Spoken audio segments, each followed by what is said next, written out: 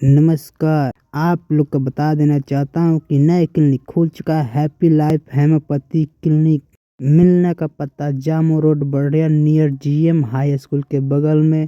Doctor Ved Prakash homoeopathy physician. रोगी देखने का समय सोमवार से शुक्रवार सुबह 10 बजे से शाम 5 बजे तक। सभी नए एवं पुराने रोग के लिए जैसे में चर्म रोग, बाल झड़ना, साइटिका, गैठिया, पुरुष एवं स्त्री रोग, बवासीर, पाचन से संबंधित रोग के इलाज किया जाता है।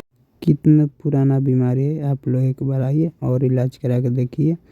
डॉक्टर यही है, डॉक्टर वेद प्रकाश जी।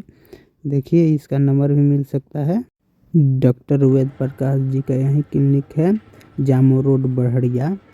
आप लोग आइए और इलाज कराइए। गेठिया हो, साइटिका हो, बवासीर हो या बाल झड़ रहा है, किसी भी बीमारी, पुराना से पुराना बीमारी का इलाज यहाँ होता है। आप लोग एक बार आइए और पुराना से पुराना बीमारी का इलाज यहाँ पे होता है। आप लोग ज़रूर एक बार आइए।